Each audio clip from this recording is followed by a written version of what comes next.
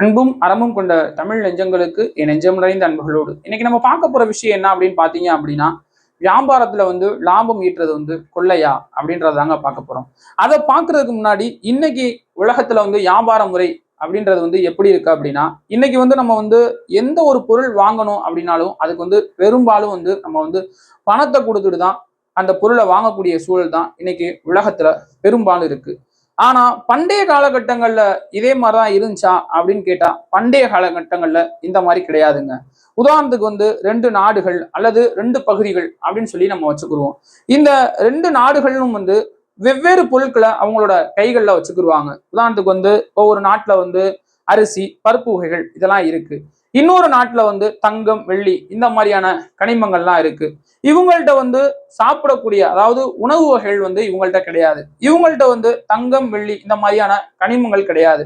அப்ப ரெண்டு பேருக்குமே வெவ்வேறு விஷயங்கள் இங்க தேவைப்பட்டுக்கிட்டு தான் இருக்கு. இவங்களுக்கு தங்கம் வெள்ளி தேவைப்படுது, இவங்களுக்கு உணவு உணவு வகைகள் தேவைப்படுது. அப்ப இவங்க என்ன பண்ணுவாங்க, தங்கத்தையும் வெள்ளியும் அவங்கள்ட்ட கொடுத்துட்டு அவங்கள்ட்ட உணவு வகைகளை வாங்கிக்கிடுவாங்க. இவங்க உணவுப் பொருட்களை அவங்ககிட்ட கொடுத்துட்டு அவங்ககிட்ட தங்கத்தையும் வெள்ளியும் வாங்கிக்கிடுவாங்க. அதாவது இன்னைக்கு இன்னைக்கு இருக்கிற வியாபார முறை மாதிரிதான் எளிமையா ஒரு பொருளை கொடுத்துட்டு பணத்தை வாங்கிக்கிறது. ஏன்னா அவருக்கு பணம் தேவைப்படுது, இவங்களுக்கு பொருள் தேவைப்படுது. இப்படின்றதுதான் இங்க விஷயம்.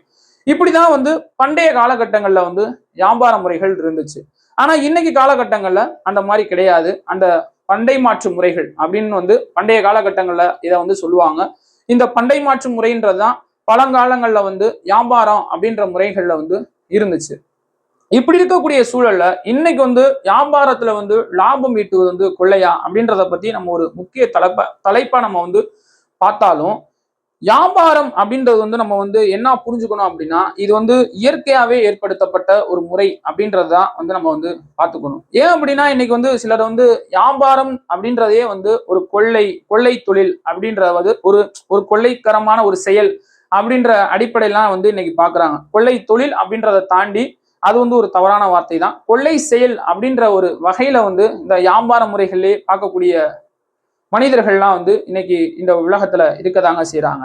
அப்ப இன்னைக்கு வியாபாரம் செய்வது கொள்ளை கிடையாதுங்க. அந்த வியாபாரத்துல கொள்ளையடிக்கக்கூடிய சூழல்லாம் இருக்கு. உதாரணத்துக்கு ஒரு வரையறையான லாபங்கள் அந்த வியாபாரத்துல இருக்கணுங்க. அதை தாண்டி அதிகப்படியான லாபங்கள் வச்சு கொள்ளைகரமான லாபங்களை வச்சு அவங்க வியாபாரம் பார்க்கறப்ப அது என்ன ஆகும் அப்படின்னா, அதாவது நிகழ்காலத்துல வாங்கக்கூடிய மக்களை பாதிக்கும். எதிர்காலத்துல அந்த வியாபாரம் செய்யக்கூடிய மனிதரை பாதிக்கும். ஏன் அப்படின்னா என்ன சொல்லுவாங்க, இவர்கிட்ட போனாலே அதிகமான லாபம் வச்சு இவர் வியாபாரம் பார்ப்பாரு, இவர் கொள்ளையடிப்பாரு அப்படி இப்படின்னு சொல்லி மக்கள் அவரை பத்தி 4 விதமா சொல்றப்ப இவரோட வியாபாரம் பாதிக்குங்க. அப்ப வியாபாரத்துல நம்ம லாபம் ஈட்டுறது தவறே கிடையாது. ஆனா வியாபாரத்துல கொள்ளை லாபம் நம்ம ஈட்டுறதுன்றது அது ஒரு கொள்ளைகரமான செயல் அப்படின்னு தான் சொல்லணும். நான் சொன்ன தகவல்லாம் உங்களுக்கு பயனுள்ளதா இருக்கும் அப்படின்னு நம்புறேன். மீண்டும் ஒரு நல்ல தகவலோடு உங்களை சந்திக்கின்றேன். நன்றி.